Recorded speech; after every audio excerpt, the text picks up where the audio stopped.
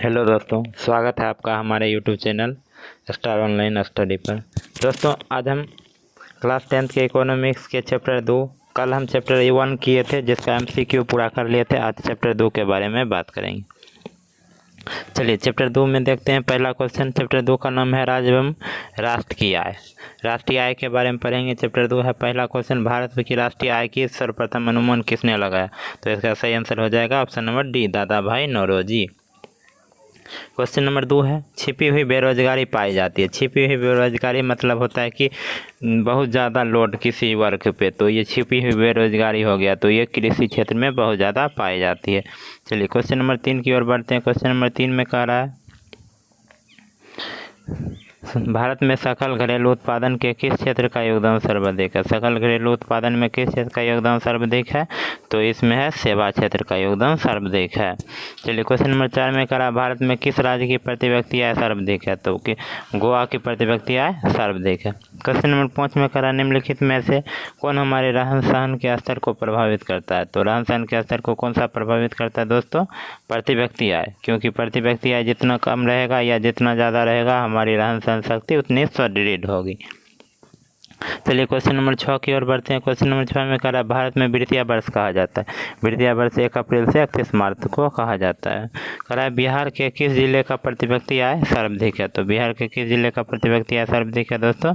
ये हो जाएगा पटना का। चलिए क्वेश्चन नंबर 8 है, दादा भाई नौरोजी ने सर्वप्रथम राष्ट्रीय आय का अनुमान कब लगाया था? तो इसका सही आंसर हो जाएगा ऑप्शन नंबर ए, 1868 ईस्वी। चलिए आगे देखते हैं हम। क्वेश्चन नंबर 9 की ओर बढ़ते हैं। क्वेश्चन नंबर 9 में कह रहा है, प्रत्यक्ष कर के अंतर्गत निम्न में किसे शामिल किया गया? प्रत्यक्ष कर के अंतर्गत आयकर को शामिल किया गया। दोस्तों, आप इस पहले वीडियो को लाइक करके चैनल को सब्सक्राइब कर लीजिएगा, और हम जो भी ऑब्जेक्टिव क्वेश्चन आपको पढ़ाते जा रहे हैं उसको लिखते जाइएगा कॉपी में, ताकि नोट आपका बनते जाइए। इसका PDF हम प्रोवाइड कर देंगे, आप लोग इसका PDF निकलवा लीजिएगा। चलिए क्वेश्चन नंबर 10 की ओर बढ़ते हैं। सन 2008 से 9 के अनुसार भारत का औसत प्रति व्यक्ति आय है।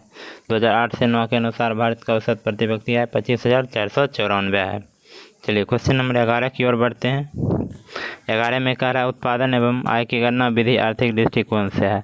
आर्थिक दृष्टिकोण से सहज भी है, व्यवहारिक है भी, वैज्ञानिक भी है। तो इनमें से सभी हो जाए।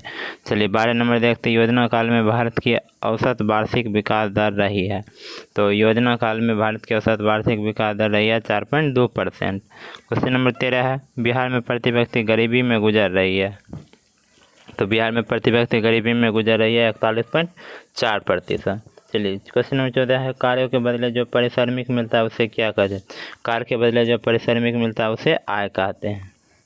चलिए क्वेश्चन नंबर 15 की ओर बढ़ते हैं। क्वेश्चन नंबर 15 में कह रहा है कि बिहार के किस जिले की प्रति व्यक्ति आय सबसे कम है? तो शिवहर का। सबसे अधिक किसका था दोस्तों? पटना का।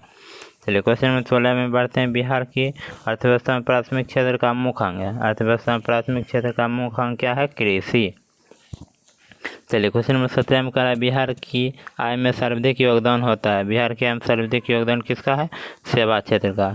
चलिए क्वेश्चन नंबर 18 में है, राष्ट्रीय आय जाना जाता है। राष्ट्रीय आय किस लिए जाना जाता है? तो आय गणना विधि के लिए भी, व्यवसाय गणना विधि के लिए, उत्पाद गणना विधि। तो इनमें से सभी हो जाए। चलिए क्वेश्चन नंबर 19 की ओर देखते हैं। राष्ट्रीय गणना का आयाम नहीं है।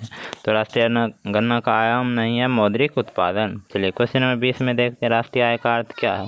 तो राष्ट्रीय आय का अर्थ है उत्पादन के साधनों की आय। चलिए दोस्तों, चैप्टर 2 समाप्त हो गया। अब चैनल को सब्सक्राइब कर लीजिए, और चैप्टर 3 कल के वीडियो में हम देखेंगे। तब तक के लिए आप इसको रिवीजन करते रहिए।